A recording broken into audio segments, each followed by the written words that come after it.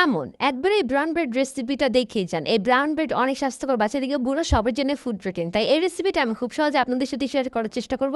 তাই একটুখানি স্কিপ না করে পুরোটা দেখুন। চলুন শুরু করা যাক। আসসালামু আলাইকুম, ওয়েলকাম টু মাই চ্যানেল স্বাদের রেখা। এই জায়গায় আমি 1 কাপ কুসুম গরম পানি নিচ্ছি, আপনারা চাইলে কিন্তু দুধও নিতে পারেন। তারপরে এই জায়গায় দিয়ে দিব আমি 1 চামচের মতো চিনি।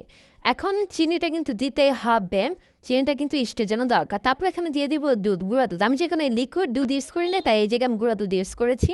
দেন আমি এখানে চিনিটা গলা পর্যন্ত আমি এটা মিক্সড করতে থাকবো, ভালো করে মিক্সড করে নিব। চিনিটা কিন্তু মিক্সড হওয়া চাই। তারপর এখানে দিয়ে দিব 1/2 চামচের মতো ইস্ট। ইস্ট কিন্তু আমি 1/2 চামচ এখানে ইউজ করছি। আর ইস্টটা কিন্তু ভালো মানে ইস্ট নেওয়ার চেষ্টা করবেন, তাহলে কেকটা কিন্তু খুব ভালো হবে। তারপরে এখন ভালো করে মিক্স করে নেব। ইস্টটা কিন্তু ভালো হলে অ্যাবজর্ব করবে তাড়াতাড়ি। তারপরে এটা ভালো করে মিক্সড করে আমি 10 মিনিটের মতো সাইডে রেখে দিব। এই জায়গায় আমি একটা বড় গামলা নিয়েছি, সেটার ভিতরে নিয়েছি আমি একটা ডিম। তারপরে এখানে দিয়ে দেবো 1 চামচের মতো কাস্টার্ড পাউডার, এখানে কিন্তু একদম অপশনাল। তারপরে এখানে দিয়ে দেবো আমি 1 চামচের মতো বেকিং পাউডার। তারপরে এই জায়গায় দিয়ে দেবো আমি 1 চামচের মতো চিনি। চিনিটা কিন্তু না দিলে হবে, একদম অপশনাল। যারা চিনি পছন্দ করেন তারা একটু দেবেন। তারপরে এখানে দিয়ে দেবো পরিমাণ মতো লবণ। তারপরে এখানে দিয়ে দেবো 3 চামচের মতো সোয়াবিন তেল। এই যে 3 চামচের মতো আমি তেল দিয়েছি, এ থেকে বেশিও দেবেন না, কমও দেবেন না, যা দিচ্ছি তাই। তারপরে এখানে ভালো করে মিক্স করে নেব। এখানে কিন্তু আপনার চাইলে হাত দিয়েও ভালো করে মিক্স করে নিতে পারেন, চাইলে আপনি চামচ দিয়েও ভালো করে মিক্স করে নিতে পারেন। তারপর আমি কিন্তু এখানে হাত দিয়ে ভালো করে মিক্স করে নিয়েছি।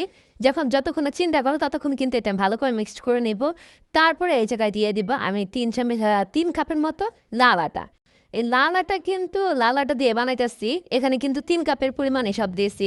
যাই হোক, লাল আটা দিয়ে ওই যেই ইস্টটা ভিজে রাখছিলাম 10 মিনিটের মতো, ওই ইস্টটা এখানে দিয়ে দিব। এই ইস্টের পানি কিন্তু যথেষ্ট হবে আটার একটা ডো তৈরি করার জন্য। যে কিন্তু আলাদা কোনো পানির প্রয়োজন হবে না।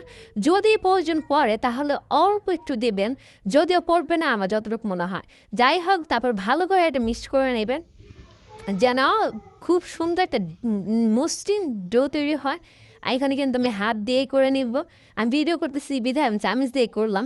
যাই হোক, এটা খুব ভালো করে মুথে একটা ডো তৈরি করে নেবেন। ডোটা তৈরি হয়ে গেলে কিন্তু এই যে দেখছেন কত সুন্দর করে নরম একটা ডো হয়ে গেছে। আমি কিন্তু আরও কিছুক্ষণ নাড়ছি, তারপর একটা বড় বলের ভিতর নেব। তারপর এখানে তেল দিয়ে 1 ঘন্টার মতো রেস্টে রেখে দিব।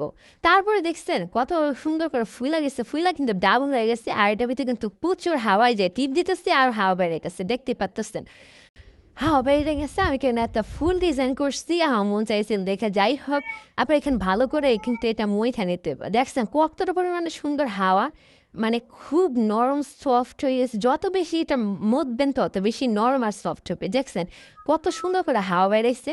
এইরকমই কিন্তু ডোটা তৈরি করতে হবে। তারপর এখানে আমি 3টা ভাগ করে নিয়েছি। এখানে আমি একটা ভাগ নিয়ে খুব সুন্দর করে চাপা করে মানে সমান করে নিতেছি রুটির মতো। তারপর এখানে বেলে নেব রোলের মতো। তারপরে এটা গোল করে নেব। আমি প্রসেসটা কিন্তু সম্পূর্ণ আপনাদের সাথে শেয়ার করতেছি। এই যে এরকম গোল করে নেব। দেন এরকম গোল করা হয়ে গেলে আমি বড় যেটার ভিতরে আমি তৈরি করব ওইটার ভিতরে আমি এগুলো দিয়ে দিব। তারপরে 30 মিনিটের মতো রেস্টে রাখবো। রেস্টে রাখলে দেখবেন এরকম আবার ফুলে ডাবল হয়ে গেছে। এখন কিন্তু একদম প্রস্তুত চুলা দেওয়ার জন্য। চুলা একটা বড় হাঁড়ি নিয়েছি, ওইটার ভিতরে স্ট্রিংরা দিয়ে ওইটার উপরে রাখা এই জায়গা ভালো করে ঢাকনা দিয়ে উপরে একটা পুঁতা দিয়ে রেখে দিছি, যেন কোনো হাওয়া ঢুকতেও না পারে, বের হইতেও না পারে। এখানে কিন্তু আমি 30 মিনিট বেক করছি, 40 মিনিট রাখতে পারে, যেরকম লাগে আর কি। এই জায়গায় কিন্তু আমি উপরে কাস্টার্ড পাউডার দিয়ে দিছিলাম, এটা কিন্তু একদম অপশনাল, দিলে দিবেন না দিলে নাই। তারপর এখানে গুঁড়া দুধ দিয়ে সুন্দর করে ডেকোরেট করে দিচ্ছি। দেন আমাদের তৈরি হয়ে গেল ব্রাউন ব্রেড। আর এইটা এত মজা, এটা দুধ দিয়ে খাইতে কোনো কথাই নেই। বাচ্চা বুড়ো সবাই কিন্তু খুব পছন্দ করে, আমিও কিন্তু অনেক পছন্দ করি। একবার হলেও ট্রাই করে দেখবেন, এটা কিন্তু খুবই স্বাস্থ্যকর।